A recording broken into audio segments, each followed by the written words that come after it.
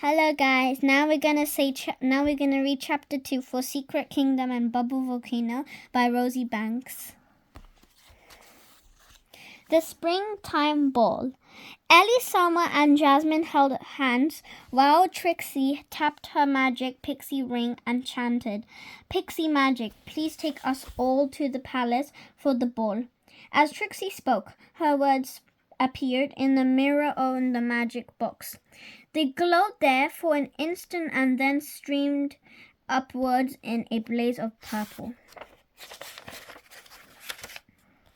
Light and whirled around the girls, held in the glittery cloud.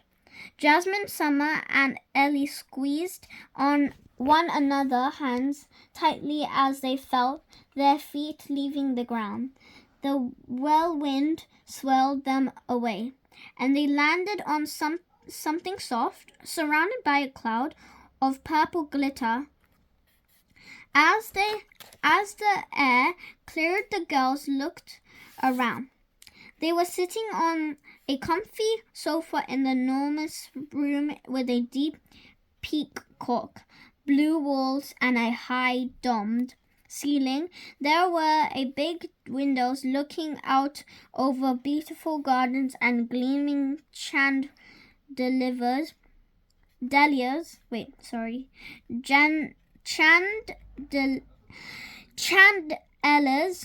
hung down from the roof, sparkling with light at one end of the hall.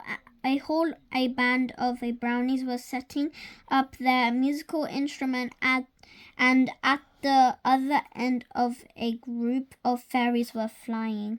Along the walls, hanging up long lines of pretty twinkle, twinkle, bunting elf butlers bustle about between, carrying plates of delicious-looking food and placing them on a long table. "We've never been in this part of Enchanted Palace," said Summer.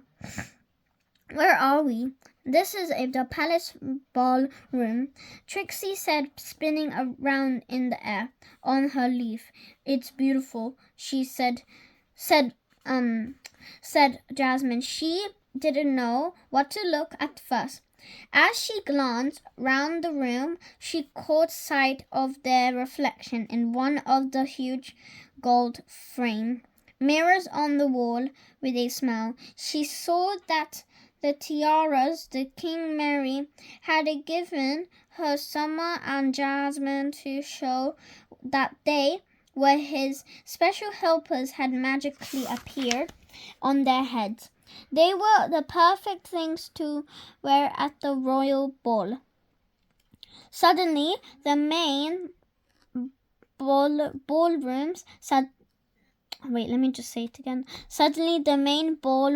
doors flew open and King Mary entered. His cheeks were a rosy red, and white curls poked out from under his shining crown. He was wearing a smart purple velvet cloak with tiny crowns embroidered all over it in golden thread. They were all real gemstones sewn around the edges of the robe, and they sparkled in the light of the chandeliers as he walked towards the girls. "Ah, my friend from the other realm," he cried delightedly.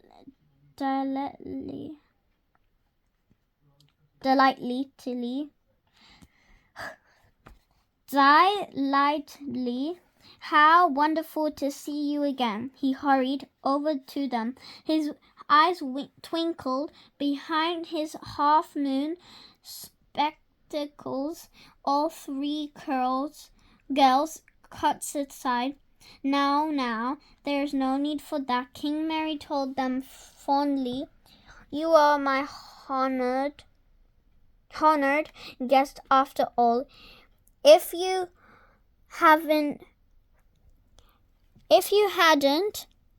If you hadn't stopped my horrible sister, then we wouldn't be having this party. He turned to Trixie. Is everything ready for the big celebration? Yes, King Mary, answered Trixie, smoothing down her glittery dress. The guest will be arriving any minute. Excellent. King Mary looked around happily. The food looked delicious. The elves had done a wonderful job. Everything looks amazing, Ellie agreed. There are so many delicious looking things I've never seen before. I never seen it before, said Jasmine. I can't wait to try them. I thoroughly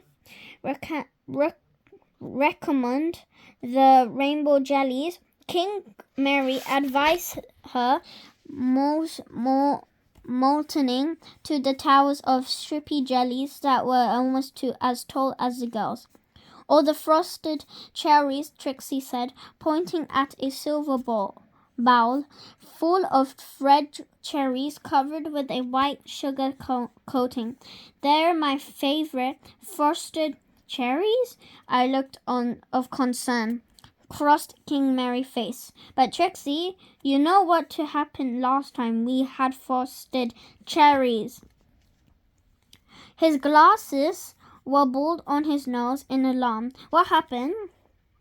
Summer asked, patting the king kindly. We had frosted cherries once when King Mary was giving a dinner for a party of Pixie. Trixie explained, but some stink toads had hidden in with them, and when we opened the cherries, the stink toads hopped out and ruined everything. They ate all the food, chased the pixie, and left a horrible smell everywhere. It took days to get rid of them all. They love making the things smelly and awful, and they really hate us pixie because we like to make people happy. Jasmine shivered. They sound terrible. Even you couldn't like a stink toad, Summer. Probably not. Summer admitted she didn't think she could like anything that had hated Pixie. But don't worry, Your Majesty, Trixie said smoothly. The elves checked the frosted cherries before they brought them in. There are no stinks toad anywhere around. Good. King Mary smiled. Suddenly the trumpeters by the door started to play a loud fanfare. The guests are arriving, he cried happily, tripping over his cloak in excitement. Jasmine, Summer, and Ellie hastily helped him up while Trixie straightened his crown. Oh, thank you, King Mary said. Now I'm ready for a party. Let the spring ball begin. So soon the hall was filled with hundreds of guests. The fairies fluttered between the shining light of the chandeliers. The brownie had band played lively music, and the imps danced merrily. Jasmine, Summer, and Ellie sat down on one side of King Mary's throne at the long-head table, and Trixie sat on his other side. In a pixie-sized chair set up on the table, the elf butlers threw huge plates of food to the table, and the girls were surprised to see that the first course was pudding. I always start with the dessert because it's my favorite. King Mary laughed. This way I don't have to wait for it. Jasmine decided to have a delicious looking rainbow jelly, and Summer took a giant iced cookie that was decorated with sugar unicorns. Ellie started with frosted cherries and trifle. King Mary lighted up as a tall elf wearing a hood placed a big fluffy cake in front of him. Ooh, a marshmallow cake. Yummy! I don't remember ordering any marshmallow cakes. Trixie said, her forehead crinkling. Oh, well, I guess someone else must have thought of it. Enjoy it, King Mary. I will. The king plunked his spoon into the sticky sweet cake and took a big mouthful. Crack! Instantly, there was a loud thunderclap and a flash of lightning.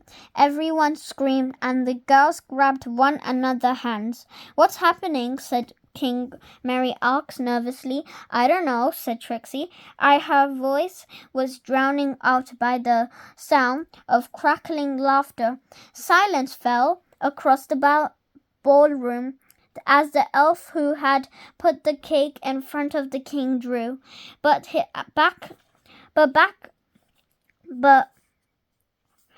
his hood.